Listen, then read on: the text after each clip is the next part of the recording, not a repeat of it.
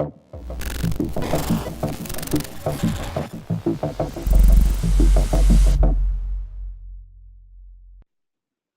and thank you for joining us at Cylance today. With October as National Cybersecurity Awareness Month, Cylance is offering a series of security-focused webinars. Today, we have our third installment of the series, ICS Threat Management Solutions. And I believe we have Jason and Jeff that are ready. Are you guys ready to kick it off? Yes. We are. Thank you for joining us. Thank you for joining us. Excellent. Thank you, Shirley. Just for the group here, I wanted to introduce myself first. My name is Jeff Music. I'm the Sales Engineering Manager here at Cylance for the East Coast. So from Florida up to the tip of Michigan in the mid, I control all the resources for Cylance from an engineering and pre-sales perspective. Shirley, who just introduced me, is our Marketing Manager in charge of today's webinar. And lucky for us today, Jason Deli has made time to discuss the ICS Threat Management Solutions we provide here at Cylance. Before we get started though, I just wanted to give everyone just some housekeeping and some basic background information on Cylance. Cylance was founded in 2012 by Stuart McClure and Ryan Perma. They wanted to bring the art of AI and the discipline of machine learning to help solve cybersecurity problems, specifically leveraging big data, helping protect endpoints or computer systems from malicious software predictively and preventatively. With that, we've been shipping products since 2015. We have over 3,400 active subscription customers and have prevented millions and millions of threats since then. We currently protect over 14 million endpoints, and we can detect and prevent malware on average 25 months before it's ever found in the real world. With that, I'd like to pass the microphone over to Jason Deli, and he'll take it from here as far as the ICS Threat Management Solutions briefing goes. Jason, it's all you. Thanks, Jeff. So just a bit of background myself, those that don't know me. Name's Jason Deli. I've been in the ICS space for my entire career, which is coming up to 18 years, I think. Anyways, always been on the boots on the ground, operations level through into integration services, either control systems or the supporting infrastructure, everything from design to assessing security and moving that bar forward. So having watched and witnessed the evolution of ICS and security has been an interesting endeavor. And also just want to put out there as well, because there's some of that in this, some of the context of in this presentation for those that have taken ICS 515 from SANS. I am an instructor as well for that course. So anytime I get a chance to kind of share best practices, kind of put out some, information that can thought leadership around driving better ways of doing something, exploring new ideas, as well as looking at technologies that can help support this and what way they support, I think is a great opportunity. So I appreciate everybody attending. And so we'll just kick it off here. And the first step, I should say for Cylance, I'm also run the ICS practice. So anyways, so the agenda we're going to go through is we're a little bit of background of the threats in the ICS. We'll go through a view of that, and then we'll kind of break it into some super high level 3 steps to success. So obviously it takes a lot more steps. However, it's trying to get us on the right roadmap in order to succeed. We'll get in a little bit of the operational facts around ICS. Some of those I find, especially those that are moving from IT towards the ICS space, I find that anytime you get a chance where you can learn a little bit more in that space, in that world, what it actually means is beneficial, because a lot of that is going to feed into the next point, which is getting into some of the security challenges. Then we'll get into also some of the products and services that Cylance has to offer and how they position into this strategy. So the background, we're going to just start looking at the IT cyber kill chain. It's not grown. I know that a lot of people probably know about this kill chain, but let's just walk through it for benefits and see how that applies with the threats against ICS today. So as we know with the IT kill chain process, there's a reconnaissance phase where whatever threat group we're looking at or is out there, identifying what's their mission objectives, what's their targets, what are they trying to achieve. For instance, criminal organization obviously trying to achieve some more money. With that, they look for opportunities to weaponize. WannaCry is a great example where they took Eternal Blue, weaponized it, and then launched it out.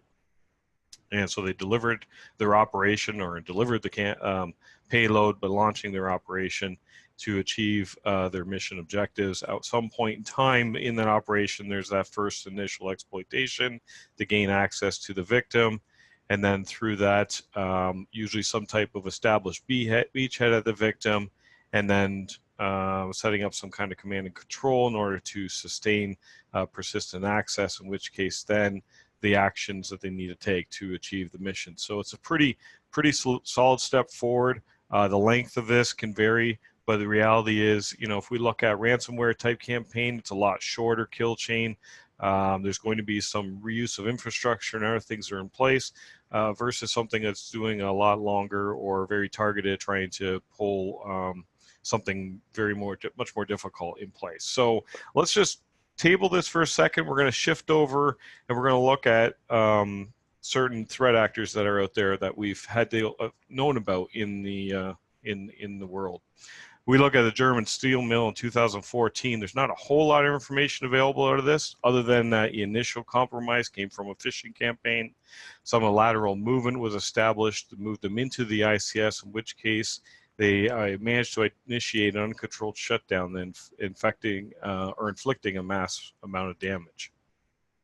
In 2015, we had the Ukraine power grid attack. This was a very interesting one in the sense that, there was evidence that there was a reconnaissance espionage mission that stood in place for around 3 to 6 months. So they basically, the threat group was in there for quite a while, learning a behavior or trying to understand the environment. When the attack was kicked off, really malware became more of a tool to help sustain the outage. The actual outage initiation wasn't done by malware, it was done by living off the land type of technique. So malware was used more for specifically compounding or increasing the effect of that campaign by throwing in something like kill disk onto the servers to disrupt the ability to central monitor and manage the grid. They were able to recover most people in about 3 days. However, it required, or 3 hours, but it required a number of people like manual control and a lot of staff in hand in order to achieve that. In 2016, Ukraine Power Grid had another attack, but this time it was actually in malware that was developed specifically to pull off that attack and shut down the grid. In 2017, we had the safety instrument system with a Triconic system that was attacked. That system, if we look at the capability and what the purpose of the safety instrument system is, it's literally to validate that the decisions being made by the primary control system is doing so within a safe measure. So it's kind of a checksum, if you will, in the system between two systems to make sure that each other is doing what they're supposed to do. So one has to question, why would anybody want to target a safety controller? Like, what intent behind that? There's speculation, but ultimately it's not good. But however, there was malware used on that, and an interesting topic around that and how that malware was developed is very interesting. We're not going to get into it, but definitely if you want to, I would highly recommend it. But malware was used as part of the actual attack. Fortunately, the method of the malware trying to manipulate the firmware on that embedded device failed, and so forth. Things were able to safely shut down. So there was no incident from the safe standpoint. So some of the facts we have takeaway on this is, there is a significant attack on an ICS. It's difficult, but it's not impossible. We could pull this off. So a lot of times we think about, some of the, whether it's even a blackout event or other, oh my goodness, that's a bad thing. We've got these embedded devices. We can, throw a denial of service on it. We could shut that singular device off. The reality is that's not necessarily going to be significant damage or a significant impact. It will be impactful in the sense that a piece of device that's in the system will fail, in which case they will just, normally the operations will just take their normal precautions or a response as far as replacing that device and getting it back in production. However, if you want to really drive out the attack, like pulling down the power grid or, disrupting a safety controller and doing things that are much more impactful and potentially destructive to environment, the reality is that takes a lot more effort. And so when we look at this and compare it to the original kill chain, the reality is there seems to be a missing step, in the sense that the development of these type of really significant attacks, you really can't do that from outside. You have to be inside the environment to learn it, because there are uniquenesses even within the same industry on how things are set up, on what models, on what vendors are being used. The second item that is very factual in this is that all of these required, at some point in the attack, there was a server and a workstation involved as part of the attack, which means that your typical Windows and Linux machines are used as part of the attack, primarily because they are well known and they're easy to, typically for a couple of reasons, they're easily to use tools and familiar with the methods of using those machines in a campaign, but as well as those servers and workstations are also at the perimeter and can be farther reaching into external environments, whether it's corporate or internet. So, makes a great position to posture yourself to be able to get a whole tool set to further your campaign. And then the other thing that's interesting in this too is malware is used as a part of a sophisticated ICS attack. So malware in itself has a part to play. It's a piece on the chess game. So it's not necessarily just drop the malware in and things go bad. It's a lot of times there's a lot of other things that need to come into play. And so one of those is either learning and understanding what's happening if they want to produce malware to break something, or use malware as a means to do reconnaissance and try to learn as much as they can about an environment. Or frankly, once they learn enough, they could just say, hey, I can use a remote access and I can click off these breakers and I can cause a problem. And then, as in the case with the Ukraine, then I will use malware to make that, sustain that attack to be much more lengthy. So when we look at a cyber kill chain in the context of an ICS, we really want to break in and add an additional stage to this. So the first stage we'll see looks very familiar to everything else. We've got a reconnaissance step, we've got a cyber intrusion or a weaponization, there's some type of intrusion, there's a C2 channel, and at this point, after the action, after the C2, isn't necessarily going to be the final act. It's going to be the next step as far as I've placed a beachhead. Now I need to find my way into the ICS, and I need to learn and understand and maybe exfiltrate a bunch of data like documents, drawings, maybe passwords, maybe just various configurations. Some of that can start at the reconnaissance. However, at this stage, they're inside and they can deepen their reconnaissance. So in stage 2 is very specific to ICS in the sense that there's a development stage. They have to develop the attack. This is if they want to do something beyond just drop in like a ransomware.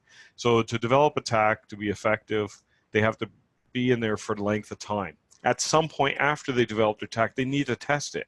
They're not going to do it on the environment. They're going to remove themselves and do it outside the environment. They may acquire, like as in with the Stuxnet, with the centrifuges, acquire maybe a safety controller and test that in their own lab environment to work out and figure out how could we weaponize a malware specific towards that. Once they have that attack built, then they come back into the environment, they can deliver, install, and execute. So it's a very different last leg of the attack when we're talking about an ICS from an APT or an advanced persistent threat standpoint. So when we look at the ICS malware, right, there's really kind of 3 things about it that, as far as malware affecting ICS. The first one is like ransomware. It's not really an ICS specific. However, we have seen with WannaCry and NotPetya that, you know what, these systems are still vulnerable to those type of attacks because they're using the same similar services that that malware is looking for. Hence, like Eternal Blue, look for SMB or file share services. The second part of malware that's useful for an ICS specifically is when we're looking at a reconnaissance standpoint, whether it's black energy or just recently there was a gray energy, a next iteration of black energy, or even Havix, which I don't have on here. Whereas very much a reconnaissance tool that has modules specifically built for or capabilities built for ICS type of environments. And then lastly, there's clearly the ICS specific built for attacking a specific environment. And so in this case, Stuxnet, Indestroyer, and Triton Trisis, which Indestroyer was the one used for crash override, was the one used for the Ukraine. Triton and Traces was the one used against the safety instruments system. So the other thing to think about too is when we're looking at response, you know, we have to think about what the repercussions is if we let this stuff to happen in the environment. And one of the things to first point out there is the response itself could actually farther the system impact, whether it's through, you know, increasing the risk of safety, increasing the risk of you know, polluting the environment or what have you. The point is that in the act of doing the response, we may actually farther the impact.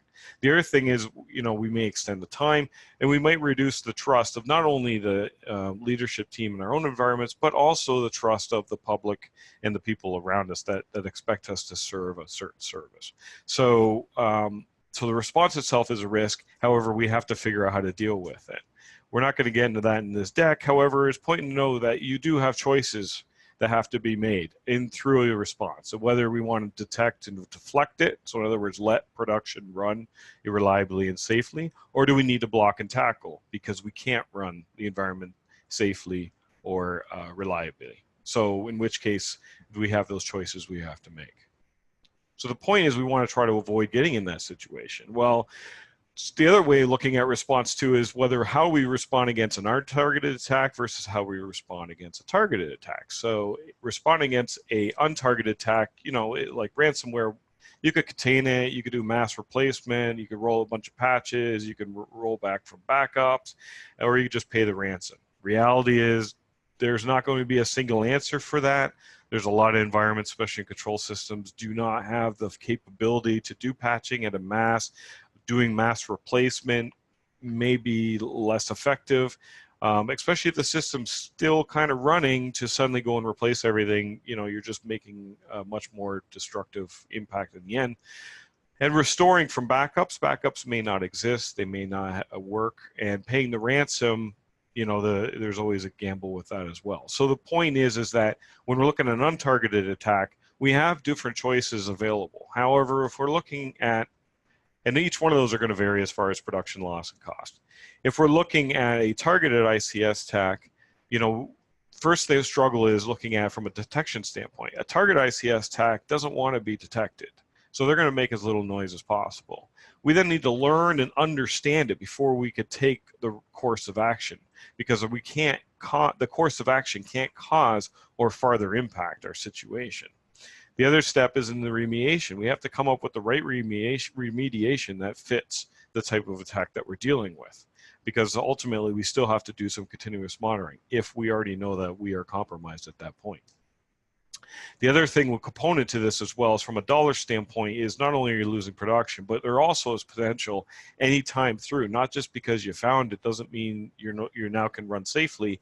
It means that you will not be able to guarantee a safe condition until you get past the remediation and you got some qualification that the actor is no longer in the environment. So it changes, extends, I guess, if you will, the overall response to ensure that you're operating in safely and in the right conditions. And ultimately, it's going to increase and going to be significantly costly. So as far as steps we could take, the first step most people don't like because a lot of people don't do it, and really it's just the way it is, and we have to figure out how to deal with this. The first one is knowing your inventory, knowing your assets, knowing what you have, right? So if we're trying to defend against, you know, if we're trying to patch for Eternal Blue, we need to know how many assets have that as an exploit. And some of them that may be exploitable may not be your traditional computer. It might be something embedded that has some embedded version of that OS. Also, architecture drawings are very much immature. They're not necessarily accurate. They don't necessarily depict the true environment, which makes it difficult to do any kind of response, as well as just understanding, trying to build out attack paths and trying to gear our environment towards something that's more defendable. Policies and standards, those are in place to help ensure things are done the way you expect them to be. Unfortunately, we've come across many environments where the security devices or solutions are not configured to their best state, in which case there's no policies that are either pushing it or the policies are just failing. The other item to this as well is we really need to know And everybody kind of knows when you talk to them what are critical to the business, what really makes that money or keeps things safe. However, a lot of times there's not really clear understanding of how they should be protected, what steps they need to go around that. Making sure people are trained, understanding knowledge about how an adversary operates in an environment is key, but the same token is recognize legacy devices will exist, and as far as I'm concerned, they will continue to exist in these environments unless there's a significant change on a greenfield site on how environments are stood up. So we're a ways away from that.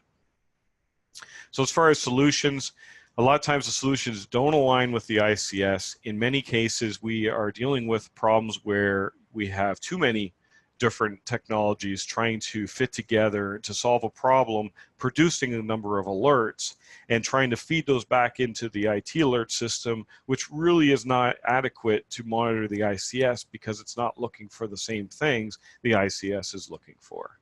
And then lastly, the item on this that's really concerning is we tend to look at the past. We don't really monitor, we look at the past as far as what we're monitoring for, instead of thinking about dealing with the past and using that as a lessons learned and then looking towards the future. So we have to try to change the way we look at that. So our current paradigm is absolutely broken. We are finding that a lot of times we are in an environment that either just accepts the fact that we have to be compromised in order for us to really be able to react, or we have an environment that's really not in a defendable state that allows us to put defenses around, which kind of feeds into one another. So we need to rethink of how we're dealing with this problem. And just a few facts on this, which kind of emphasizes that point, attackers only need to be as effective as they have to be. So if you left your ICS exposed to the internet and there's an open default password and all this other great stuff, the point is the attacker only needs to use that to get in. They're not going to go and create a 0-day. They're not going to go and develop other techniques. They're lazy. And frankly, why would they try any harder than they have to be if nobody can find what they're doing? So the point is we need to really raise that bar.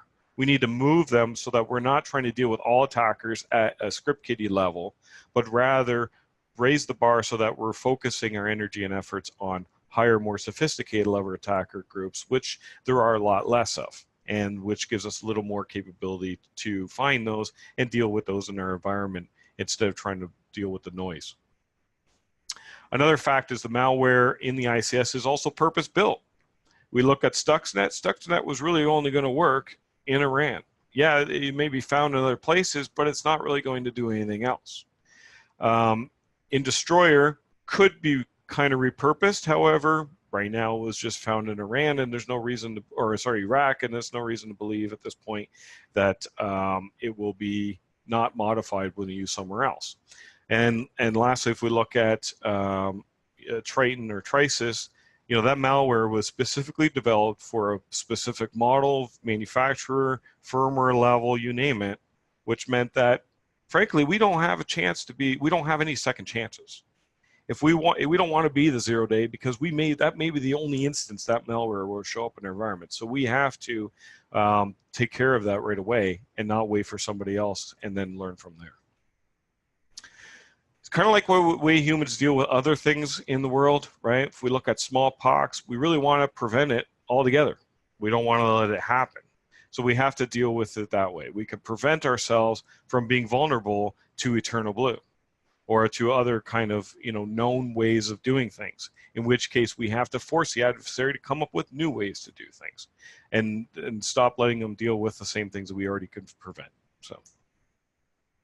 Second item on this is dealing with the attack surface. So it's part of the whole prevention, right? There's ways we can go through this to build up prevention into the environment to make it more defendable, allow us to apply additional defenses strategically to really drive out and effectively deal with all types of threats.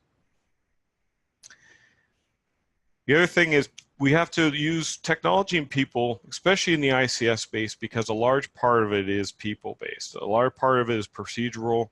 A large amount of it, there is a large amount of technology. However, there's a lot of people behind it, and the decision-making, being able to do things in certain ways requires people and technology. So in the same way in security, we have to do the same thing. We have to use people where they're strong, use technology to support the people and what they're good and what it's good at.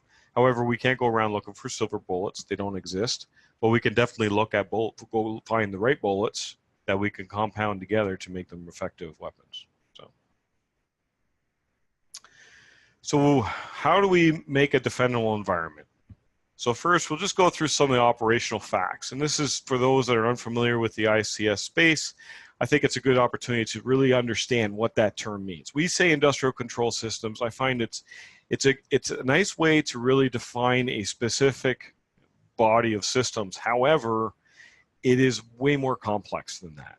It's usually multiple systems. If we look at this, even though it's a simple picture, if we look at this picture, we can see there's multiple stages in this environment, from doing an open mine over to, sending, it could be cement bags to the market. The point is, there's a lot of stages that has to go through. Each of those stages have different systems. They might be managed from different vendors. They might have different operational teams. They might have a mix of legacy and new that are working together. Some might be more isolated than other ones. Some might be purposely segmented. Some may be joined closer to the corporate network. And however, some of the similarities that do come across all these is there are going to be some interdependencies. There's going to be some expectations on reliability, and they also want to lockstep their upgrades. Because if we look at this flow, the reality is each one of these is feeding into the next stage. So nobody really wants to be the bottleneck. Hence, they want to make sure that they produce reliable equipment that can do what it needs to do, meaning that they want to make sure that any upgrades or updates they make to that system are going to be effective and not going to cause unwanted downtime. So we have to take consideration of that, which means that's why patching is extremely difficult in these environments. The other step is, especially in developing new systems, is there's these three acronyms called FAT, SAT, and SITE. A factory acceptance test, which is testing a bunch of stuff in the factory. A site acceptance test, which is running through an acceptance of the equipment running at the site. And then a site integration test, making sure everything is integrated as it's supposed to be. When we look at that, it's hardware and software. It's the wiring. It's as down far as just metering out the wire, make sure the wires are landing in the right spot, all the way through to, is the application, if I click this button, is the right valve open? So it's a pretty big, large process to go through. However, the purpose of it was built specifically to coordinate the vendor, the contractor, and the owner to ensure that everybody understood where their responsibilities lied and what they were getting through each stage of the design and development. And then the last thing that one of the other areas that kind of comes in complexity of this whole problem is the regulatory and compliance requirements. It varies from industry to industry. Not everyone has security regulation, but they may have operational regulation. They may be under certain boundaries. Pharmaceutical plants have regulatory requirements that they are able to produce safe drugs. So the reality is there's some stringent regulation that kind of restrains them from being able to do updates regularly. So all these things kind of come into play, and this is what makes it a complex problem to solve. And also, attack doesn't always equal boom, but there is a dependent. So anytime any of these things go down, whether it's a cyber attack or whether it's a failed part, there's a cost, there's a loss to profit.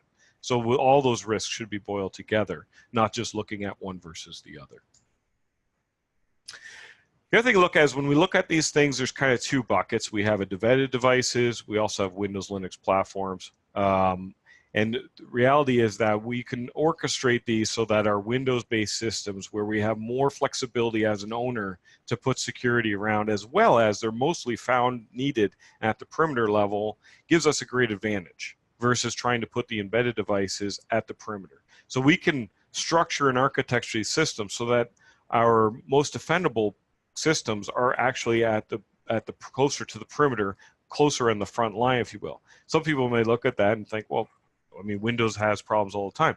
Yes, but Windows also has a lot of capabilities. You can put other software, other products to help make that more defendable. In an embedded device, you buy what you get from the vendor. It's up to the vendor to make a change in order for the security to improve, and that hasn't been really an easy pathway for them to go. So as far as endpoint security challenges, a lot of times these things are installed, whether it's an antivirus solution or a whitelisting solution, it varies depending if they get installed. A lot of cases, there's a lot out there. I haven't installed them because of these challenges. However, we've seen cases where they've been installed, they're not maintained, they haven't been operationalized. There's continuous updates that's been happening on them, and as of late versus back, even a decade ago, where updates were a little bit less. Now we have ongoing continuous updates, requirement of cloud connectivity in order to just do protection.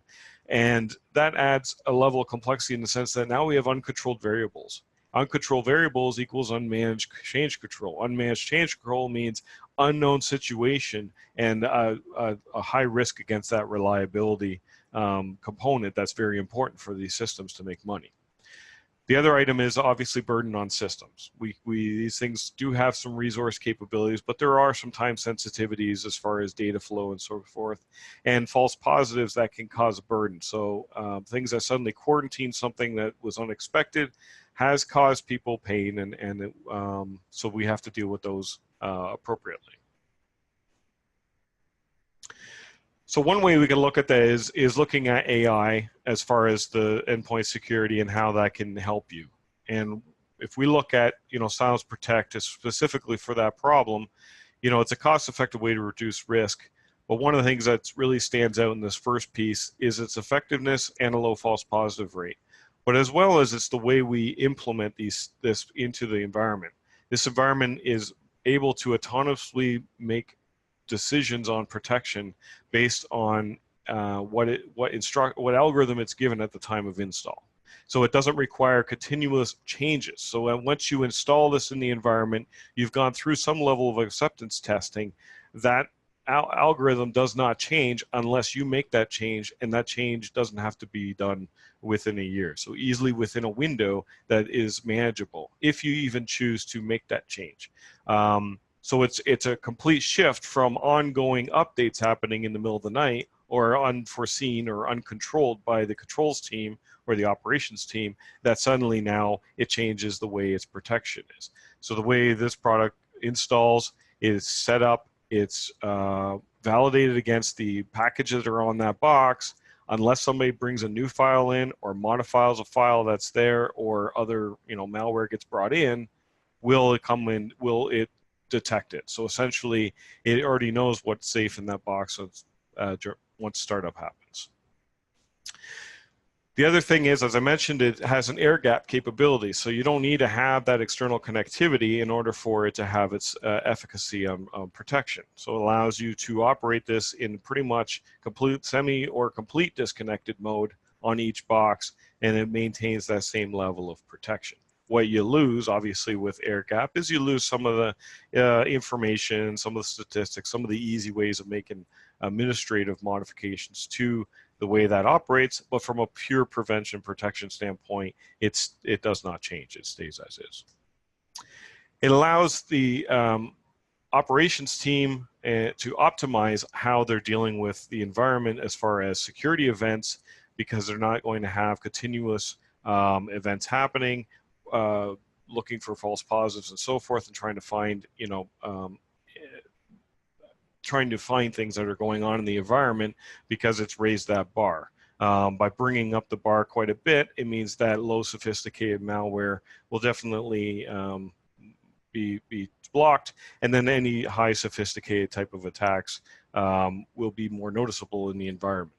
As well as it's a lightweight engine, it's 1 to 2% impact on the CPU, so it's very, very small, light, very comfortable to install within these environments without any impact. Now, one of the things that's kind of cool about this is if you choose, you have the option to choose how you want to install it. You can choose to install it as part of just on the endpoints, run in full disconnected, and literally just manage each endpoint independently. You can also choose to put an aggregator in place and have those endpoints connect into an aggregator, which then can collect to a cloud. But if you don't want to have it connect to the cloud, you can operate and choose to use it within a cloud operation mode or without it. So you have the flexibility to manage that, what fits with your segmentation and isolation requirements. A lot of times people always ask too is, what will vendors support? Does the vendor support this? Through partnerships and awareness, we're trying to really get that out there. We have worked with others in the past, but one of the partners that we've recently signed on with was with Schneider Electric, in which case they're going through and they're validating the product against their own software, which gives a level of credibility for using it in those spaces. Another place that's interesting is we have a lot of file transfer opportunities because the way we segment our environments, we have ability to, we still have to deal with moving files in and out of that environment. So we have an option for OEMs to be able to package the engine in and essentially use it as a medium to do some type of a quick classification on files of whether they're good or bad as they transition through the environment. So I think it's important to point that out, because even in an ICS space, we still have to bring files into that system. Even though we don't change it regularly, we are bringing in binaries, whether it's updates to a controls platform or whether it's updates to the software, or just configuration files. So, as far as a file transfer system that may be in place, this is something to be aware of as well, just to extend that same capability before it gets to the endpoint. So there's a lot of things we can do here. So one thing I want to do is just kind of like roll back the clock. So we know that the threat actors are doing, are impacting ICS. They have the capability. It's growing. They know these systems. They're no longer mystery to them. So we need to figure out what we really want to do. How do we really defend this? And we have to work through this to understand what current state, what is our desired end state, what's the path to get there. And frankly, what it all comes down to is money. So we have to understand how we fit all the strategy and options and tools and everything else we could do security-wise. How do we fit that in within the money that makes sense for the adversary that we're trying to defend against and the state that we need to be in?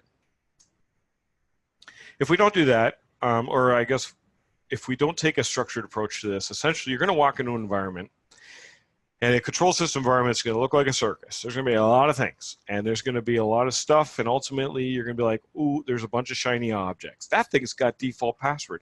That guy has a sticky note on the screen. This is an plain text protocol that's moving around. There's going to be you got legacy equipment. The point is that there's going to be a lot of things that are going to look really shiny that, oh, we got a lot we got to fix. Unfortunately, it's not necessarily going to fit easily with their operation. And so we have to find that balance. And we have to look at it purely from what type of adversaries are we trying to defend that against? How are they working in the past? Not necessarily predicting how they'll work in the future, but definitely preparing ourselves so that we can detect changes of the way they operate in the future. So this is where the consulting services component comes in to help organizations kind of navigate these waters and figure out how to deploy the right security for the right system. So the team is made up of a group that's very much lots of experience designing, deploying, maintaining the ICS space. We understand what it is. We understand the challenges. There's trying to identify a cohesive prevention first type of pathway that covers people, process, and technologies, so that we're mapping that down, laying out the foundation. Analyzing the architecture, identifying vulnerabilities. We will go through and look at the technical and non-technical controls, looking at what types of how you do remote access, how do vendors come in, what kind of security controls do you use at your perimeter, even things as far as like incident or threat indicators that might be out there as far as vulnerabilities to that and so forth.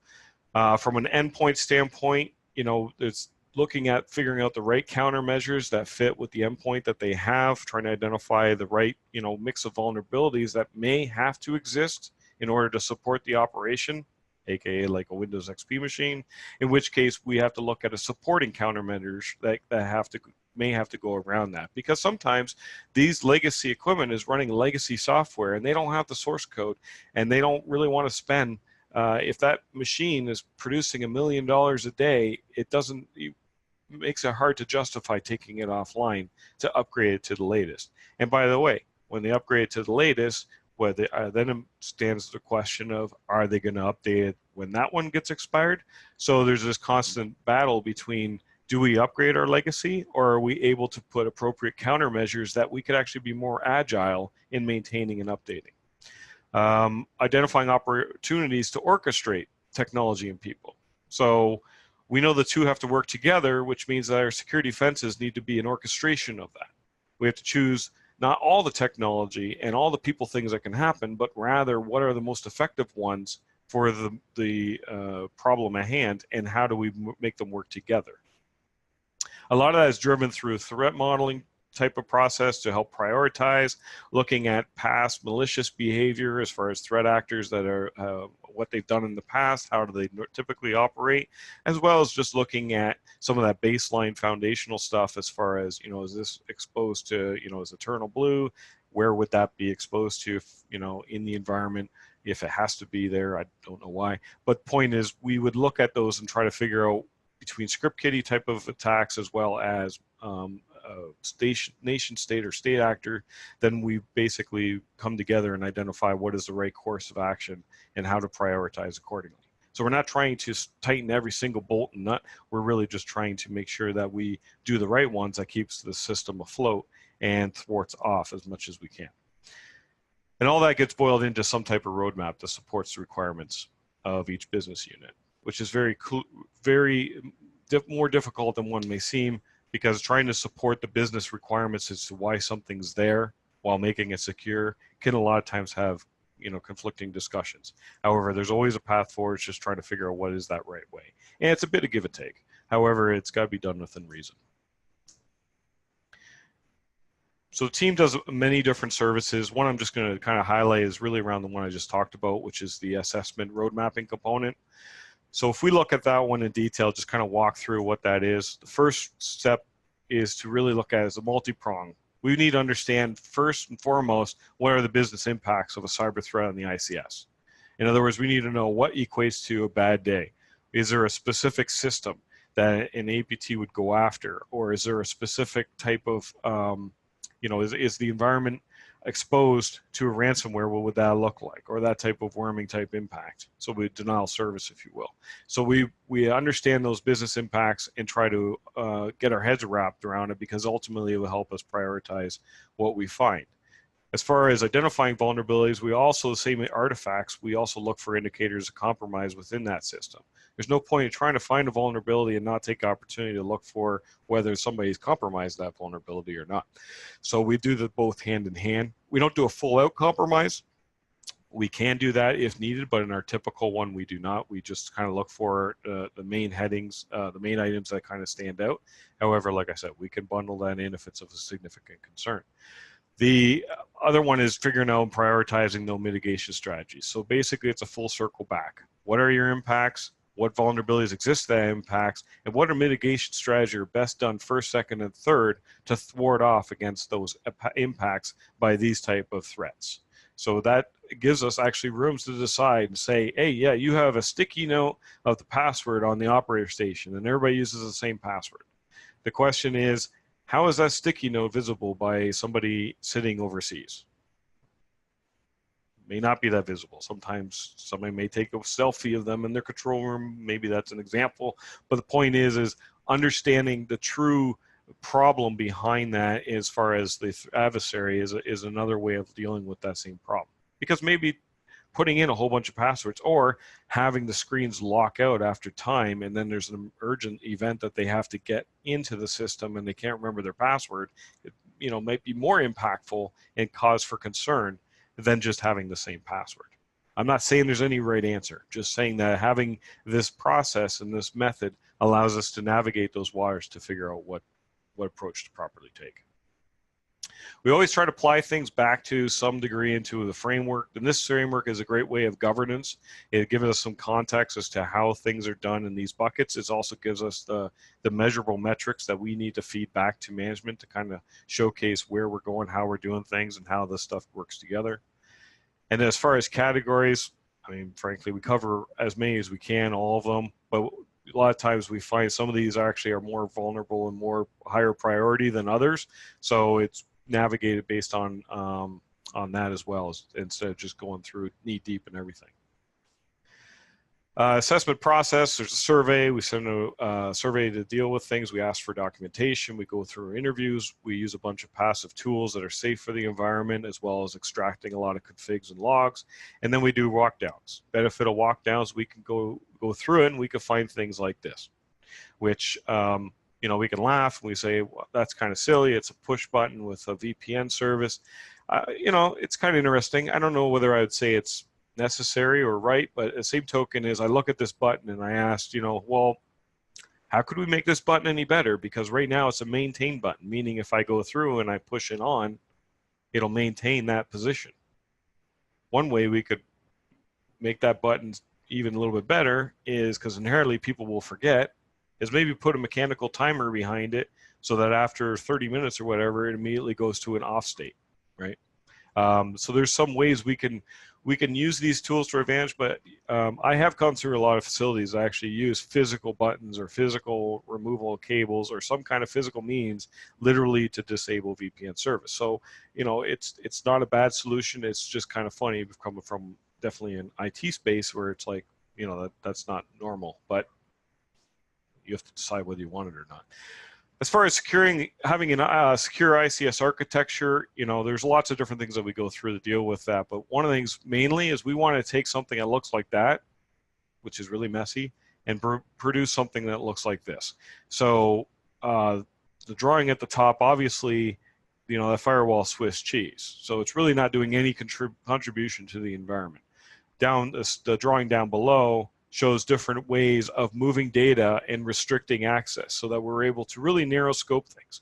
These systems are so engineered that we are able to control the traffic, ingress and egress. We don't have to allow all going out. We don't have to allow all coming in. We know exactly what needs to talk to leave the environment, which means we have the ability to put really refined rule set in and use a firewall as it was intended to use in the first place, to restrict the traffic specifically to support the business needs.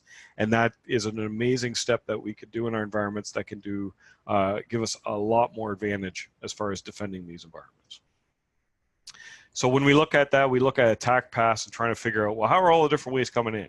We then apply some analysis on this, looking at, well, how are adversaries getting in today? Where is that first point of entry? What can they gain from that position from a lateral movement standpoint? Is there any operational advantage to them moving to that system? Or is it purely just, I can get to that system, but there's really nothing I could do with it?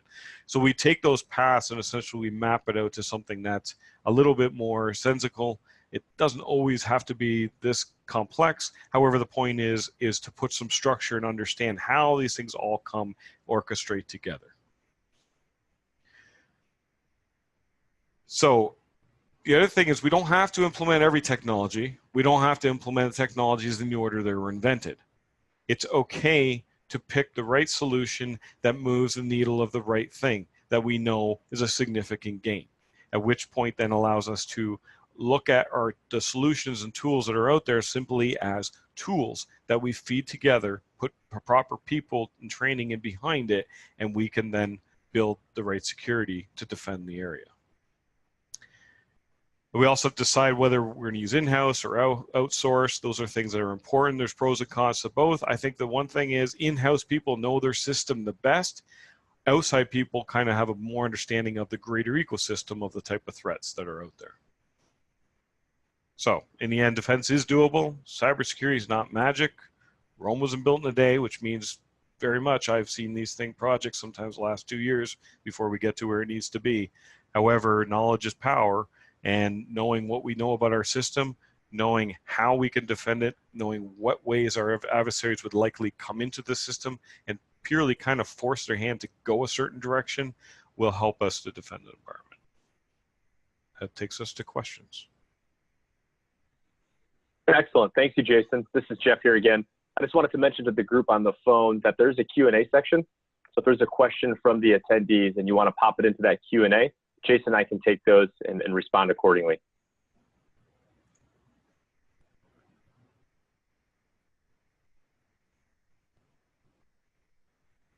Jason, it looks like we have one here. Aside from Schneider, this is from Darren Linsky. What other ICS vendors are you certified with? Currently, in the same capacity, we haven't got any other ones. However, we have worked with other ones in the past. And I think one of the things that's interesting, I used to work for a vendor. I worked for Rock Automation.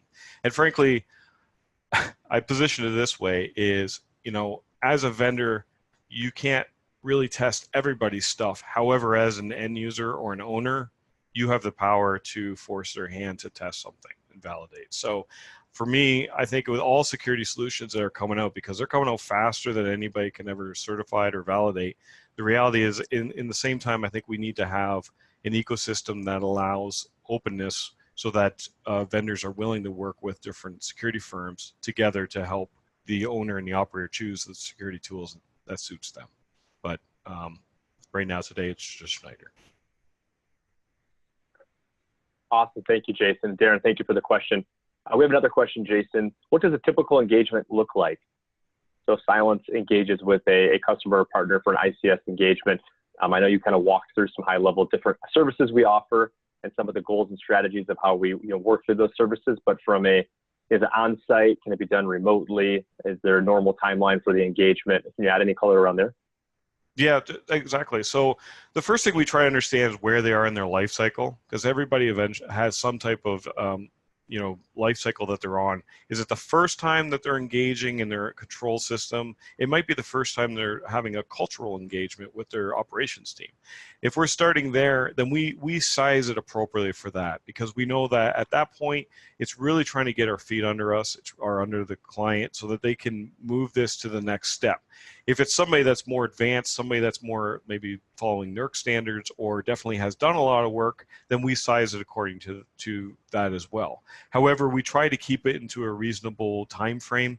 Typically, we try to keep even the most advanced type of, well, not the really advanced ones, but we try to keep it within a 1 week on-site window, and typical engagement overall can be somewhere between 3 to 6 weeks.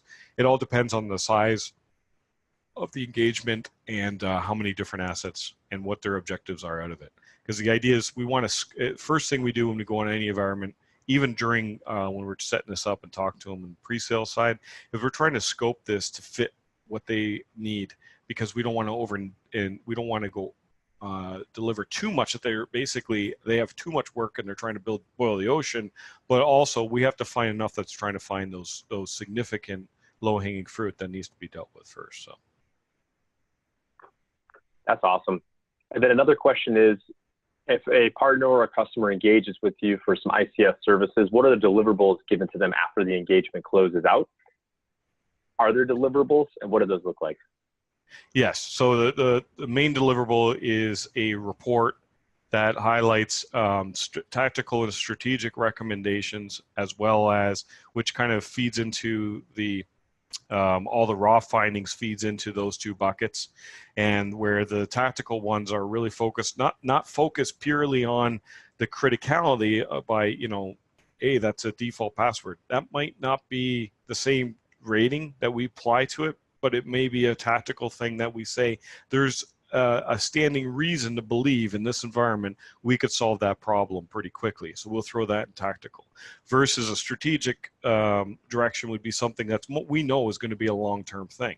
And we know that it's going to lay the necessary foundation to do more work in the future. So we're trying to raise the bar in the way that's most effective for the client, not just trying to spit out, the vulnerabilities, a bunch of ratings, and tell them they have to go do a bunch of work. We really want to make sure that this is really helping them move that needle forward. And then the second part to that is we do also send the list in a spreadsheet of all the raw findings so that the customer can see all that. And if requested, we can throw the evidence in that as well to show the artifacts. Excellent. And last but not least, Jason, what's the best way to reach out and get engaged with your team? So for either more information or for scheduling some type of initial conversations, what's the best way to reach out to you and the team?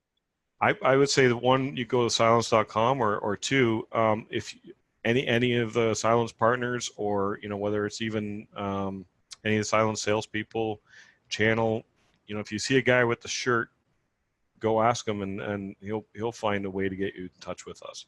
But cylance.com would be the best entry point if you don't have a relationship with us right now. Excellent. Thank you.